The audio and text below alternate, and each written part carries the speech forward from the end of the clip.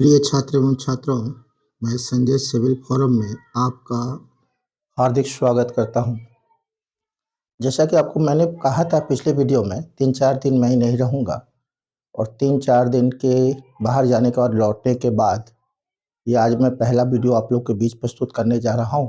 एक नई टॉपिक्स, एक नई प्रस्तुतिकरण को लेकर, और वो भी आधुनिक भारत के इतिहास में काफ़ी अति महत्वपूर्ण माना जाता है वो टॉपिक्स।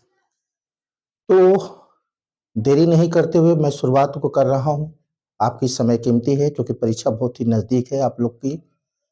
तो मैं शुरुआत करता हूं। उस टॉपिक्स का नाम है दक्षिण भारत में मैसूर। आंग्लो मैसूर युद्ध 4 हुए जिसमें हैदर अली और टीपू सुल्तान। तो मैसूर, हैदर अली और टीपू सुल्तान, तो 4 एंग्लो मैसूर युद्ध हो रहे हैं 1767 से 69, फिर 1780 से 84, फिर 1792 तीसरा आंग्लो मैसूर युद्ध, चौथा और अंतिम टीपू सुल्तान 1799 जिसमें टीपू सुल्तान मारे जाते हैं। अब वस्तु स्थिति को पूरा आपको समझना है, पूरा कॉन्सेप्ट के साथ मैसूर की उत्पत्ति कैसे हुई, है ना। तो वो पूरा कॉन्सेप्ट आप समझिए कि मैसूर आया कैसे। तो दक्षिण भारत आप देख रहे हैं, यहां पर है मैसूर। क्या है? मैसूर। और ऊपर में कौन है? महाराष्ट्र, जहां पर पेशवा का शासन है। पहले शिवाजी हुआ करते थे, शिवाजी के बाद फिर संभाजी हुए, फिर राजा राम हुए, ताराबाई हुई, साहू हुई, फिर पेशवा का शासन महाराष्ट्र में हुआ। और यहां पर आप देख रहे हैं कि यहां पर हैदराबाद है और हैदराबाद में निजाम का शासन है। और यहां पर है कर्नाटक, ठीक है। और यहां पर पूर्ण रूप से ये बहुत बड़े क्षेत्र पर, जिसमें बंगाल है, बिहार है और उड़ीसा है, इसमें अंग्रेज की शासन है, ठीक है। अब यहां पर नीचे है ट्रावनकोर। यहां पर क्या है? ट्रावनकोर। और यहीं पर है माहे, जो मैसूर के अधीन पड़ रहे हैं। तो फ्रेंड्स यहां ध्यान दीजिए कि हुआ क्या, 1565 ईस्वी में यहां पर जो मैसूर हुआ करता था, वहां पर विजयनगर साम्राज्य थे, है ना। यानी जीत के नगर को विजयनगर साम्राज्य कहा गया। और उसके बगल में दक्षिण भारत में बहमनी साम्राज्य थे। और यही दोनों साम्राज्य दक्षिण भारत में स्थित थे, विजयनगर साम्राज्य और बहमनी साम्राज्य।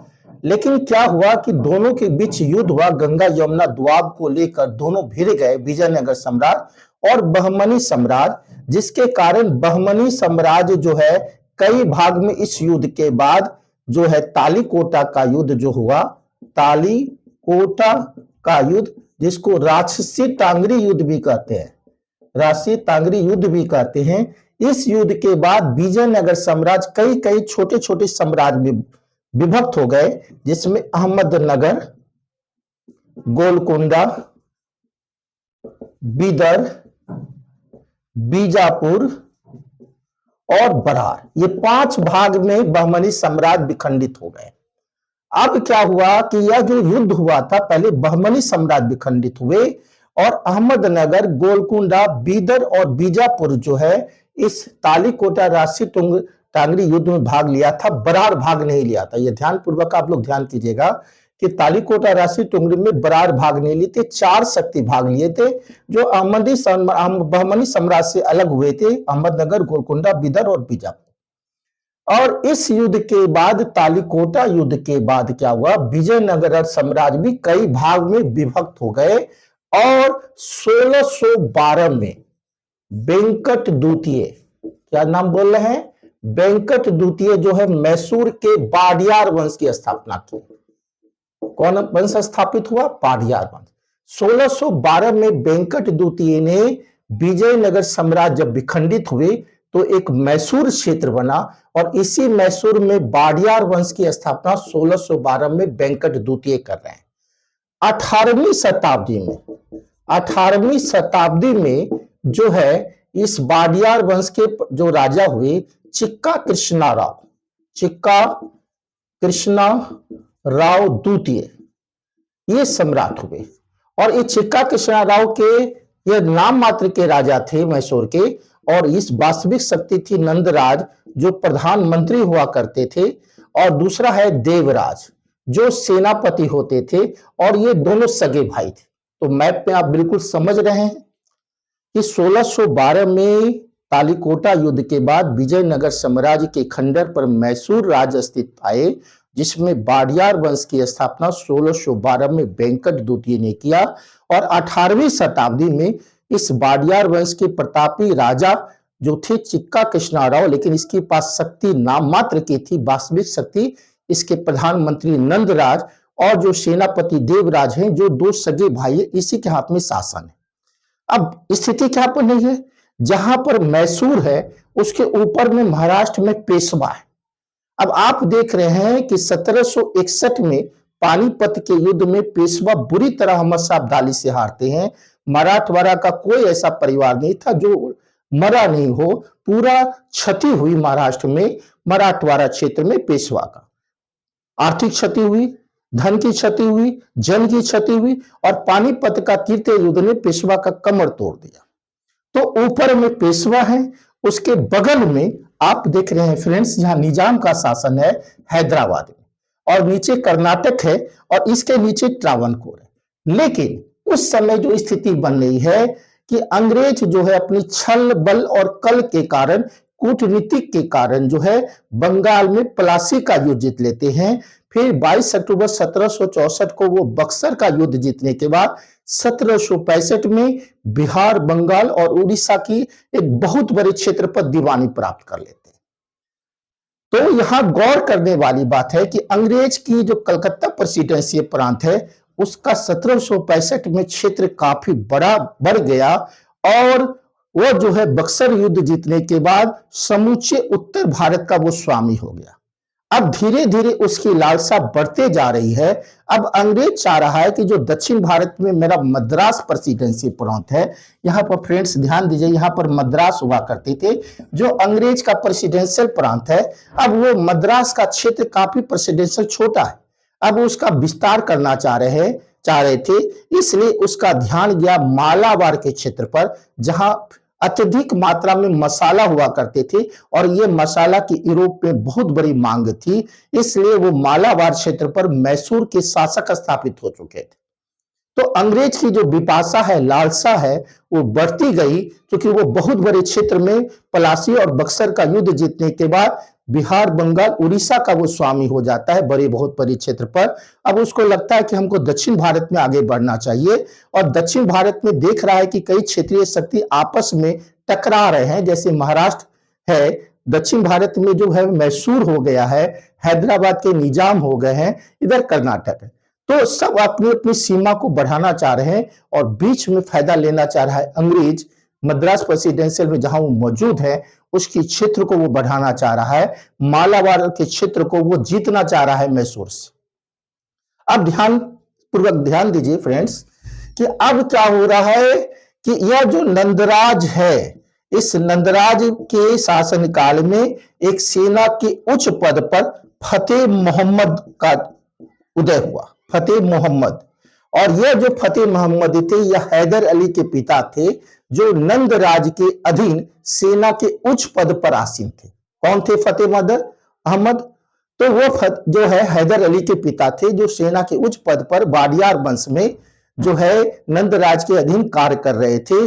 और उसी फतेह मोहम्मद का लड़का जो है काफी दूरदर्शी व्यक्ति था, काफी कूटनीतिक व्यक्ति था, वो अशिक्षित थे, पढ़े लिखे नहीं थे, फिर भी उसके अंदर सूझबूझ और कूटनीति और दुर्दशा कूट कूट कर बनी थी। और वो साहसी व्यक्ति का नाम हैदर अली है, जो अपनी जीवन की शुरुआत मात्र एक सिपाही के पद से शुरू की। तो आप देख रहे हैं कि नंदराज जो प्रधानमंत्री है वाडियार वंश का, और चिक्का कृष्णाराव नाम मात्र के शासक है, वास्तविक शक्ति नंदराज प्रधानमंत्री के पास है, और फतेह मोहम्मद उसके पिता सेना के उच्च पद पर है।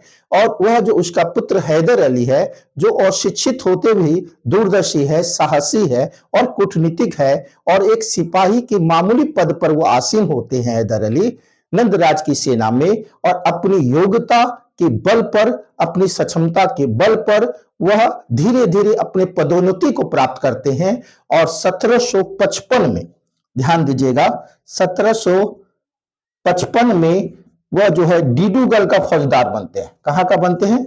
डिडूगल। और डिडूगल में जब फौजदार बनते हैं तो एक परिचय में और दे दूं कि हैदर अली का जन्म 1721 ईस्वी में कर्नाटक के कोलार के बूंदी गांव में हुआ था और इसके पिता फतेह अहमद नंदराज के शासनकाल में सेना के उच्च पद पर थे और अपना जीवन का कैरियर एक सिपाही पद से शुरू किया और अपनी योग्यता के कारण 1755 में वो डिडूगल के फौजदार बन गए। और डिडूगल के फौजदार बनने के बाद जो अनपढ़ लोग हैं वो अपनी दुरुस्ता को दूर करने के लिए एक अपना सलाहकार नियुक्त किए जो ब्राह्मण हुआ करता था, है ना, उसका नाम है खांडे राव। तो किसको अपना सलाहकार नियुक्त किया? खांडे राव को सलाहकार नियुक्त किया, खांडे राव। और डिडूगल में एक शस्त्रागार बनाया, अस्त्र बनाने का कारखाना खोला और उसकी मदद कर रहा था फ्रांसीसी। और उसके बदले फ्रांसीसी को माहे में व्यापार की अनुमति मिली हुई थी और ये माहे मैसूर के अधीन पड़ता था। तो निश्चित तौर पर वो अस्त्र यूरोपीय पद्धति से अपनी सेना को मजबूत कर रहा है। वो बहुत योग्य व्यक्ति है हैदर अली और वो अस्त्र बनाने का एक कारखाना खोल रहा है फ्रांसीसी के मदद से और वो डिडूगल में खोल रहा है। अब क्या हो रहा है कि 1759 में मराठा जो है आक्रमण करता है। 1759 में मराठा जो है मैसूर पर आक्रमण करता है और हैदर अली उसको खदेड़ के मराठा को भगा देता है। इसी के बीच क्या होती है कि 1760 में चिक्का कृष्णा राव की मृत्यु होती है और हैदर अली की शक्ति बहुत बढ़ गई थी और बाद में वो नंदराज का तख्ता पलट करके 1761 ईस्वी में हैदर अली मैसूर का शासक हो जाता है। 1761 में हैदर अली मैसूर का शासक हो जाता है और शासक होने के बाद वो अपनी क्षेत्र का विस्तार करना चाह रहा है क्योंकि वो व्यक्ति एक सिपाही से होकर एक शासक बना और इतना कूटनीतिक व्यक्ति, इतना दूरदर्शी, इतनी साहसी व्यक्ति। अब अगर अंग्रेज को लग रहा था कि मैं तो उत्तर भारत का स्वामी हूं, दक्षिण भारत में मैं हैदर को भी परास्त कर दूंगा, जो अंग्रेज की सबसे बड़ी भूल थी। उसके साहस को पकड़ नहीं पाया, लेकिन हैदर अली की बढ़ती हुई शक्ति मराठा भी ईर्ष्या करने लगे, हैदराबाद के निजाम भी इससे ईर्ष्या करने लगे और यही कूटनीति का फायदा अंग्रेज उठाना चाहा, जो कि अब हम मालाबार के क्षेत्र को जीत सकते हैं क्योंकि आप ये क्षेत्रीय शक्ति आपस में लड़ रही है और हैदर अपनी सीमा को बढ़ा रहा है। उससे जो है मराठा नाखुश है, निजाम खुश है। और यही कारण है कि फ्रेंड्स यह आंग्लो मैसूर युद्ध को जन्म दिया। हैदर अली की बढ़ती हुई शक्ति, अंग्रेज इससे आशंकित थे, उधर जो है मराठा भी इससे ईर्ष्या करते थे, निजाम भी ईर्ष्या करते थे, जिससे प्रथम आंग्लो मैसूर युद्ध की उत्पत्ति हुई।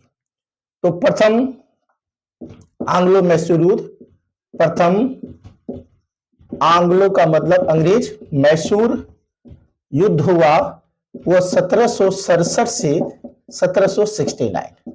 तो इस युद्ध का कारण बना हैदर अली की बढ़ती हुई शक्ति और हैदर अली फ्रांसीसी से काफी सहयोग ले रहे थे और अंग्रेज इसमें कूटनीतिक से काम कर रहे थे।